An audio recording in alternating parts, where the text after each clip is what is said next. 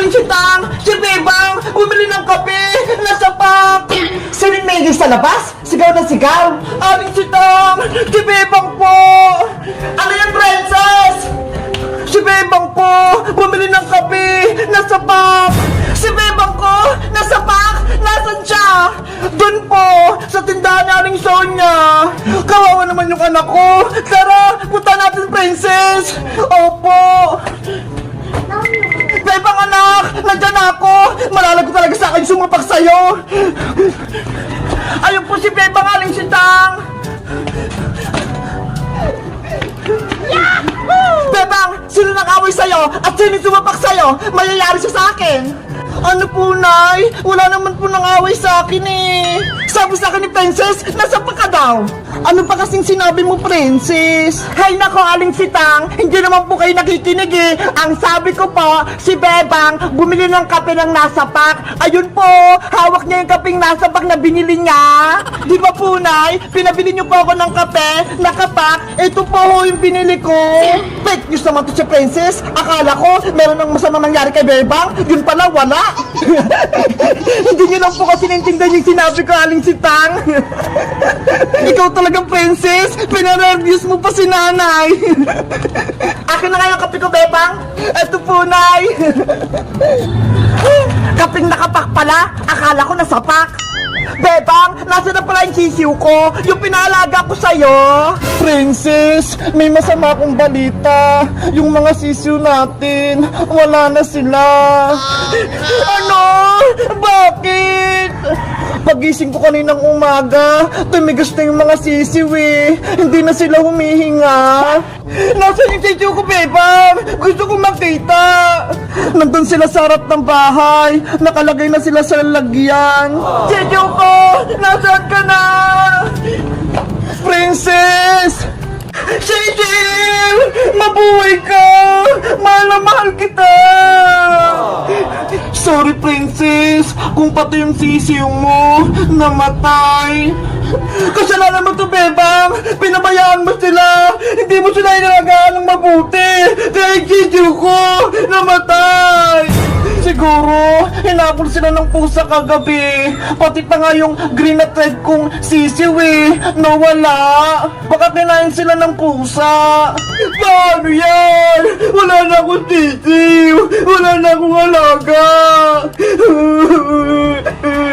Ililibing na natin itong mga sisiw, Princess, para makapunta sila sa langit. Ayoko pa! Gusto pa makasama itong sisiw ko.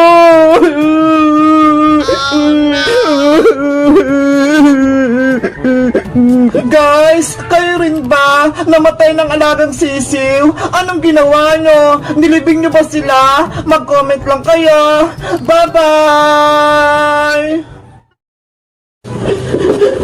Oh no! Ang dami kong nilinisin. Pagod na ako, Ate Barbara. Basta ako, mag-selfie-selfie lang ako dito. Kasalanan mo to, Ate Barbara. Sinumbong mo ako kay nanay. Kaya ayun, may punishment tuloy ako. Sa susunod kasi, Bebang, huwag ka nang sumama kay Princess para hindi ka na madami sa kalokohan niya. Wala naman kasi kasalanan si Princess, Ate Barbara eh. Pinagtatanggol mo pa siya, Bebang. Kung ako sa'yo, lalayo-layuan ko na yung Princess Bungay na yan dahil puro kapama ka lang binibigay niya sa'yo. Hay, Ate Barbara! Narinig ko na naman yung pangalan ko! Ay, palaka! May pangit sa bintana! Hindi ako palaka, no? Bakit kasi nanggugulat, Princess? Hindi ka ba marunong kumato? Ikaw talaga, Ate Barbara, lagi mo akong sinisiraan kay Bebang. Dapat lang, para hindi na kayo maging magkaibigan ni Bebang, pasaway ka kasi, Princess. Mabait kaya ako, di ba, Bebang? Oo. Bebang, mukhang umiyak ka ata ah. Pinalo ka ba ni Aling Sitang kahapon? Tama ka, Princess. Pinagalitan ako ni nanay. Tapos, pinaglinis ako dito sa buong bahay. Ganun ba? Kawawa ka naman. Hindi ka pa tinutulungan ni Ate Barbara, ha? Bakit? Kasalanan ko ba yon? Pinagalitan siya ni nanay, kaya siya lang maglilinis. Bebang, gusto mo ba tulungan kita maglinis para mabilis kang matapos? Talaga, Princess? Tutulungan mo ako? Oo, para makapaglaro tayo kaagad. Sige, halika na rito sa loob. Nay, si Princess, papasok na naman sa loob. Ay, si Ate Barbara, magsusumbong na naman para mapalo ulit si Bebang. Hindi ikaw lang yung gusto kong mawala dito. Bebang si Ate Barbara, ayaw niya akong papasukin.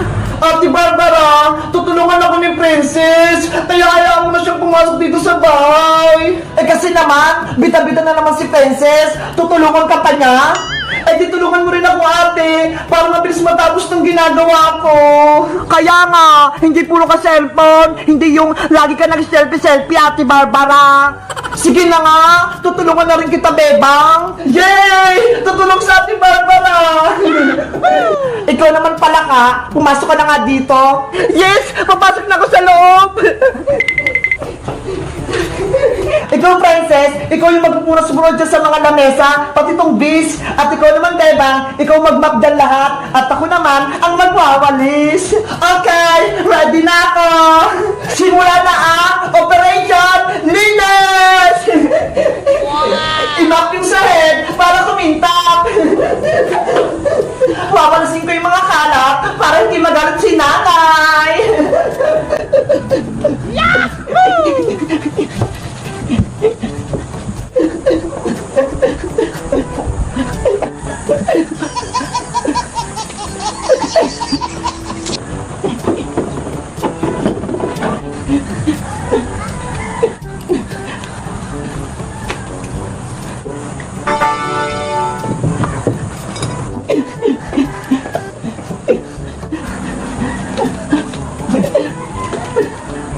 Three hours later.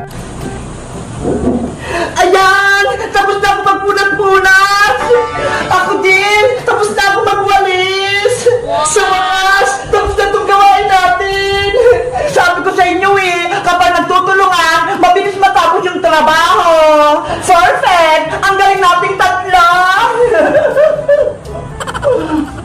Diba? Tara na! Maglaro na tayo sa labas! Sige! Maglaro na tayo! Tawagin natin si Iska! Ano? Iiwan niyo ako dito? Beba? Princess? Isusubo kayo kay nanay! Beba! Takbo na! Takbo! Nay! Si Princess! Tsaka si Beba! Lumabas na naman ang bahay! Wala akong kasama! Guys, sa tingin nyo, sinong pwede kong kaibigan dito? Mag-comment lang kayo para sa part 2. Bye-bye!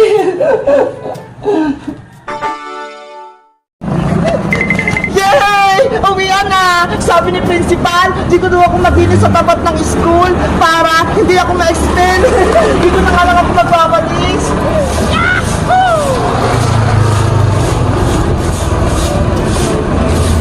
Ay, aba, si Bebang, naglilinis na sa labas ng school. Buti nga sa'yo, binigyan ka ng punishment. Isang linggo ko maglilinis kasi may punishment ako. Si Princess kasi, sinupong na ako kay Principal. May naisip ako, para hindi matapos si Bebang sa paglilinis niya, magkakalat ako ng mga dahon.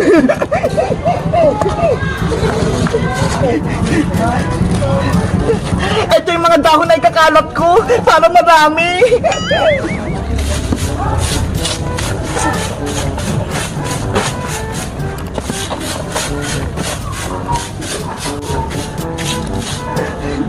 Ayan na! Nalinis ko na to lahat! Ipapacheck ko na to kay Principal! Iyari ka ngayon, Bebang!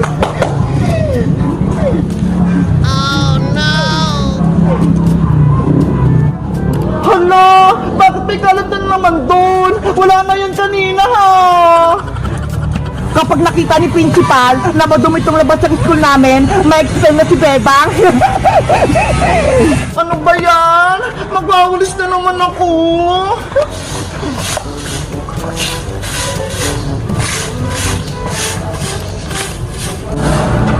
Ayan! Nalinis ko na ulit! Matutuwa na sa akin ito si Principal!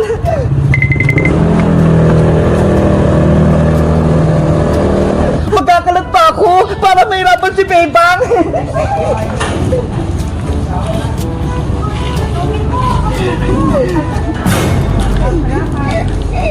Pwede na akong umuwi. Malinis na yung tapat ng school namin. Naku, may kalat na naman.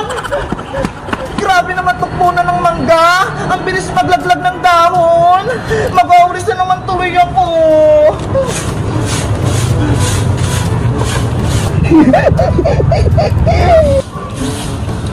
Unang araw pala ng paglilinis ko dito sa school. Pagod na ako. Ang daming kalat.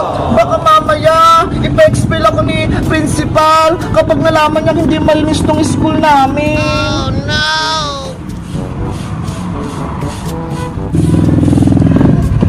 Ayan! Nalinis ko na lahat! Ipapacheck ko na kay principal para makita niya.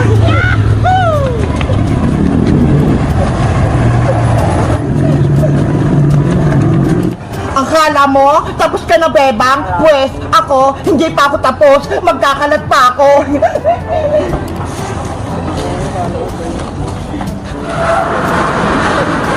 Oh, no! Hala! May nagkakalat doon! Hoy! Sino ka? Ayan na si Bebang! Magtatago na ako!